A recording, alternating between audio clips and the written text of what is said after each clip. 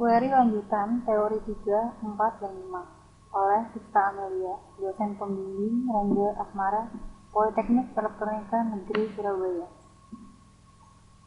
Subquery adalah statement select yang dilampirkan sebagai klausa dalam SQL statement yang lain.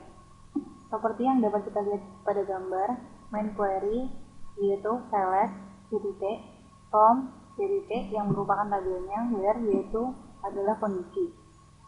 Subquery terletak di dalam klausa where. Subquery inner query dijalankan sekali sebelum main query. Kemudian hasil dari subquery digunakan oleh main query atau outer query.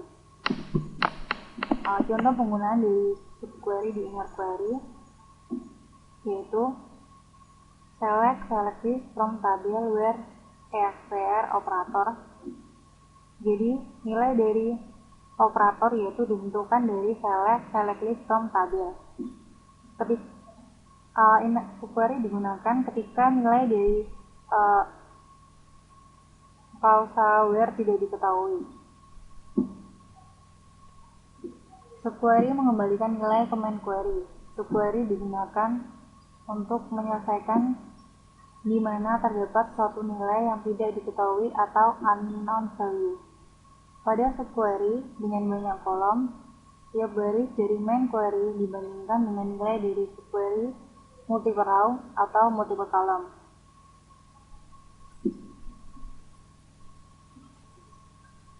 Seperti contoh pada gambar di bawah ini, pertama adalah main query where manager ID, departemen ID in.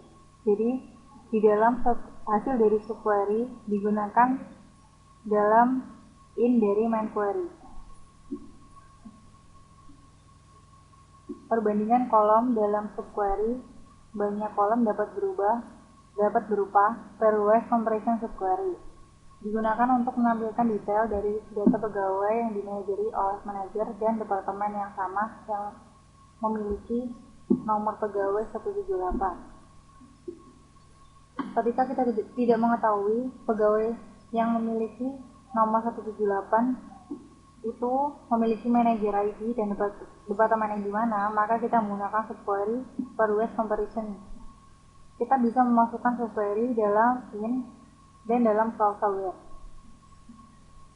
Kemudian digunakan juga and karena terdapat dua segmen yaitu employee ID yang tidak boleh 178 dan juga 174. Yang kedua adalah non-pairwise comparison subquery. Contoh perbandingan tidak berpasangan untuk menampilkan detail dari data pegawai yang dimanajeri oleh manajer yang sama dengan pegawai dengan nomor pegawai 174 atau 141 dan bekerja dalam departemen yang sama dengan pegawai yang memiliki nomor pegawai 174 atau 141. Seperti yang kita bisa lihat pada gambar, kita bisa mengambil manager ID dari subquery yang tidak berpasangan, yaitu manager ID dari ID 174 yang bukan ID 174 dan 141, kemudian dan departemen ID dari employee ID 174 dan 141. Dikarenakan manajer ID dan departemen ID ini tidak saling berpasangan, jadi kita menggunakan non-pairwise comparison. Query bisa diletakkan di dalam klausa from untuk membentuk tabel temporer. Query semacam ini dikenal juga dengan istilah inline queue karena tidak membentuk objek database. Berikut ini contoh penggunaan query dalam klausa from. Select a.last name, a.query, ada departemen ID, b.salahfungsi. A merupakan alias dari employee. Bisa kita lihat dalam klausa from employees A. Dan kemudian kita juga membuat queue dari employees yang berisi departemen ID, kemudian rata-rata dari salary yang diberi nama dengan salahfungsi. Dan dialiaskan dengan D, di mana A departemen ID sama dengan B departemen ID. Jadi A dan B merupakan tabel yang berbeda, sedangkan B adalah view, jadi bukan tabel yang ada secara fisik. Ekspresi skala subquery adalah sebuah subquery yang hanya membagikan satu nilai kolom dari satu baris. Skala subquery dapat digunakan dalam kondisi dan ekspresi bagian decode dan case. Semua klausa select kecuali dalam grup by.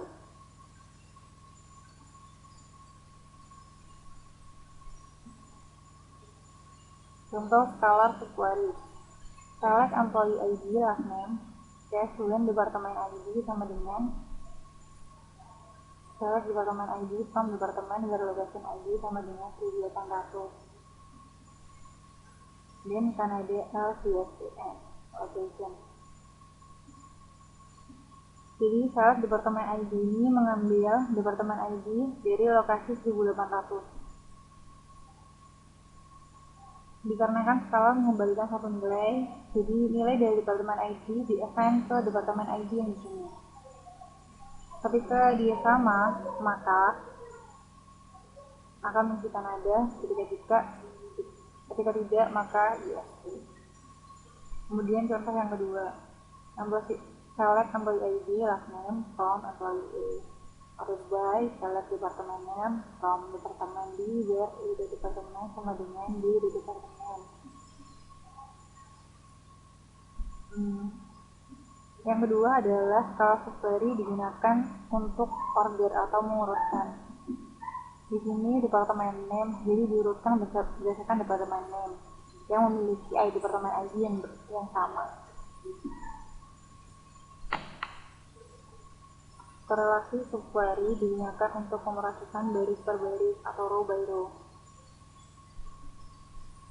Setiap subquery dieksekusi sekali untuk setiap row baris dari outer query. Proses korelasi subquery. Yang pertama, ambil baris dari outer query. Yang kedua, jalankan inner query dengan menggunakan nilai baris kandidat. Yang ketiga, gunakan nilai dari inner query untuk qualify atau disqualify baris kandidat. Proses korelasi dimulai dengan mengambil baris dari outer query. Kemudian inner query dijalankan dengan menggunakan nilai baris kandidat. Kemudian nilai dari inner query digunakan untuk melakukan kualifikasi atau mendiskualifikasi baris kandidat. Sintaks penulisan korelasi subquery. Select kolom 1, kolom 2 from tabel outer where kolom operator. Select kolom 1, kolom 2 where elsewhere outer dan jadi kita bisa menamai subquery, kita bisa menggunakan nama dari main query ke subquery. Jadi ini saling berhubungan. Ketika kita kasih di sini outer, maka pada subquery bisa menggunakan outer. Yang dimaksud adalah tabel 1.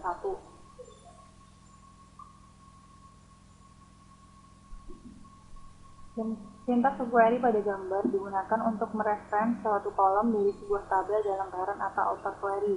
Subquery untuk mendapatkan data dari semua pegawai yang memiliki gaji rata-rata gaji pada departemen tempatnya bekerja. Jadi setiap baris dari outer query diproses, maka inner query dievaluasi. Seperti pada contoh penggunaan korelasi subquery pada gambar 2. Korelasi subquery juga dapat digunakan untuk mengupdate baris pada suatu tabel berdasarkan pada baris dari tabel yang lain. Korelasi seperti itu dinamakan korelasi update. Penggunaan korelasi update dapat dilihat pada gambar kedua yang digunakan untuk denormalisasi tabel employee dengan menambahkan satu kolom pada tabel employee untuk menyimpan nama departemen. Terdapat pada klausa add departemen name partial 14 digunakan untuk menambahkan kolom. Dan pada gambar selanjutnya digunakan untuk mengisi nama departemen yang baru ditambahkan dengan data yang didapatkan dari tabel departemen dengan menggunakan korelasi update. Untuk mengisi kita gunakan set department name sama dengan name, kemudian menggunakan subquery select department name from department div where a department ID sama dengan d department ID. Jadi A ini diambil dari employee, sedangkan D diambil dari departemen. Korelasi subquery juga dapat digunakan untuk menghapus baris pada suatu tabel berdasarkan pada baris dari tabel yang lain. Korelasi seperti itu dinamakan dengan korelasi delete. Contoh penggunaan korelasi delete. Delete from employees A where employee ID sama dengan select employee ID from EMP history where employee ID sama dengan employee ID. Contoh penggunaan korelasi delete untuk menghapus baris-baris dari tabel employees yang juga terdapat pada tabel EMP history. Jadi pada subquery menggunakan employee ID dan juga E yang merupakan alias dari employee yang sama untuk menghapus data dari employee.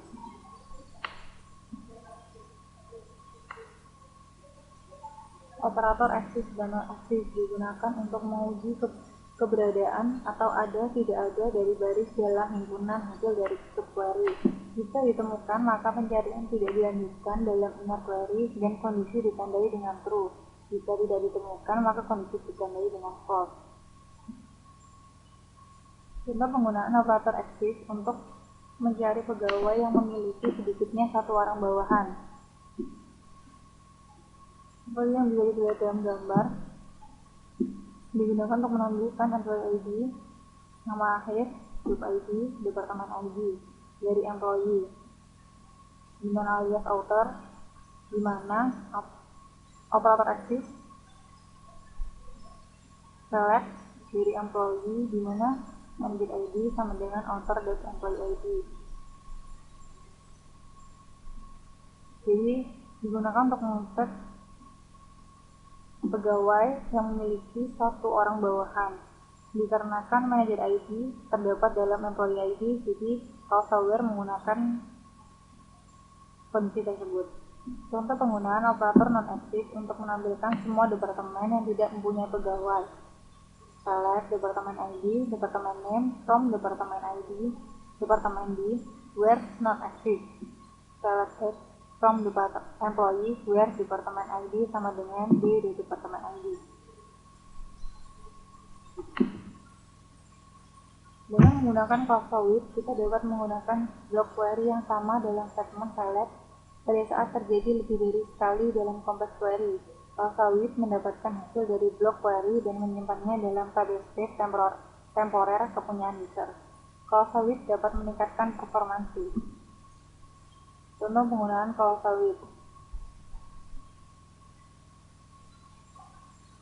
With get post as kita menggunakan subquery yang menyalek departemen name sum, yaitu total dari salary dari employee dan departemen, kemudian di mana departemen ID sama dengan departemen ID dari employee dan departemen, kemudian menampilkan rata-rata dari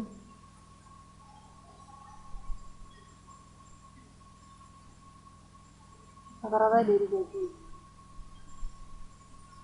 dengan select sum departemen total dibagi count bintang aktif AVG. Kemudian get post di-select dari get total, select get AVG from AVG post order by departemennya. Terima kasih telah melihat video yang saya buat. Semoga video ini dapat bermanfaat bagi Anda.